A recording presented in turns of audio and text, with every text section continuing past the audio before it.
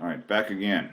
I just want to tell you real quick. I'm always evaluating how I did. I don't know if I liked that last video or screencast. Anyway, I'm sure I'll be changing these up as the days, weeks, months, years go by. But I always seem to feel rusty at times. But I will try and keep improving. So what we're talking about here is just encoding. Just to reiterate, we're talking about sensory memory and then working memory. I don't want to get too into it. I'm going to go over it again here in a little bit. Working memory can be a bit confusing when you start talking about it with short-term memory. Please ask if you don't understand. Again, always come back to the class and ask. All right, encoding. You have two ways of encoding. You have effortful and automatic. All right. And automatic processing is unconscious encoding of incidental information such as space, time, frequency, and well-learned information such as word meanings. These are things you don't even think about for the most part. Space would be, things like how long did it take you to get from one point to another, or how far is your driveway, or how many floors does your house have? You didn't sit down and memorize that, okay? Time is like how long it takes you roughly to get from your home to school. These are not things, again, that you sat down and memorized. And then frequency, how many times did you bump into me today?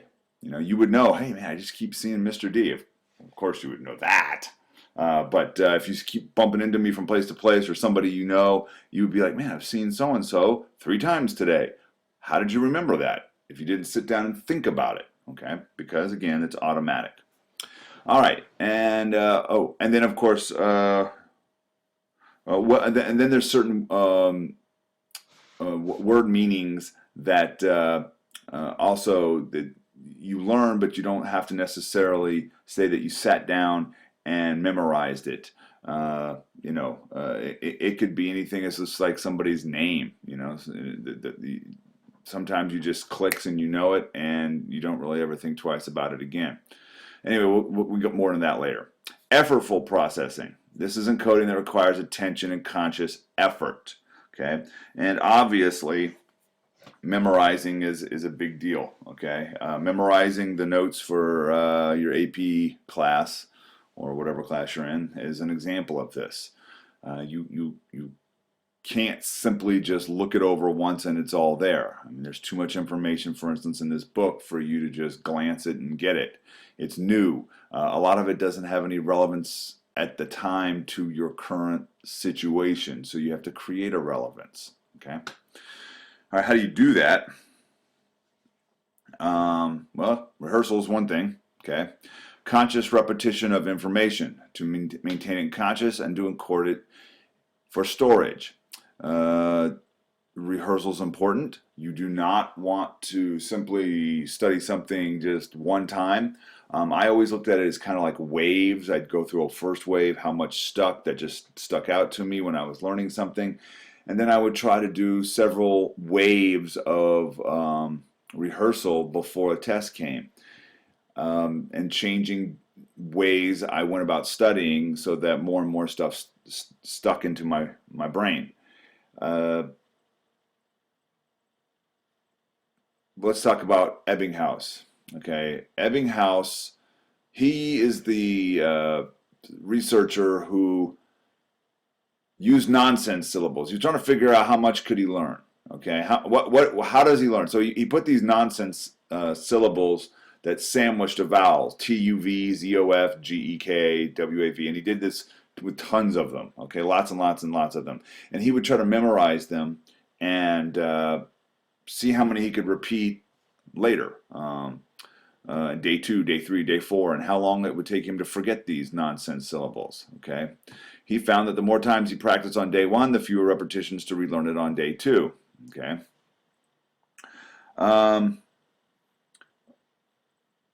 It can...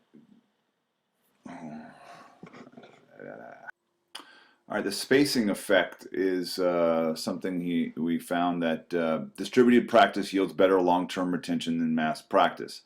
Simply put, you guys know this, you don't want to admit it, But when you take your time and you study over the course of several days for an exam, it works better than waiting till the morning of the exam and trying to crush as much information into your mind as possible. A massed, exam or a cram.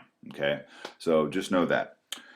You also have something called the next in line effect. When people go around in a circle saying their names, for instance, your poorest memories, when it comes to you, your poorest memory are going to be for the people who just said them before you, because you've heard the names repeated less than the others. So as you have a circle of 10 people, and let's say you're the 9th person to repeat, or let's go the 10th, okay? So you're going to keep hearing, each person has to repeat the person in front of them. So first person says their name, and then the second person says their name and the person before them's name, and the third person does that for the 2 people in front of them. You're going to remember the problem you're going to have with remembering which at what point are you going to remember the least is going to be the people that were closest to you, because you've heard their names the least throughout the practice. Okay. All right, and here we go. Here we have this is just a graph showing you that, I think it's in your book as well, that relearning on day 2 took less time than it did to learn on day 1. And relearning is important for making sure that when we learn something the first time, obviously you don't want to have to spend as much time, thank goodness, the next time you go to learn that same information and see how well you understand it. You don't want to start from 0 every time. You actually don't. You're sort of building a base, and then it's getting easier and easier as you keep relearning information.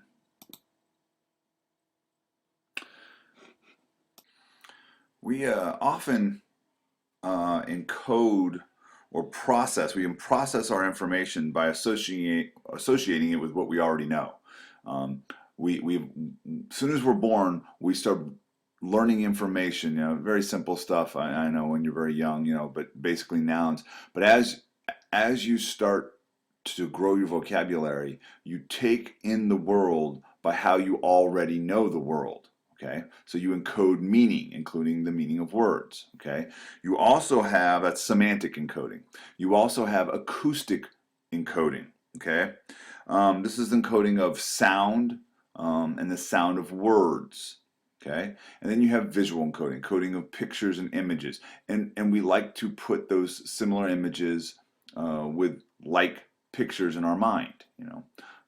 If you see a new type of dog, you put it with a picture in your mind of other dogs so that it's quickly accessible. Okay.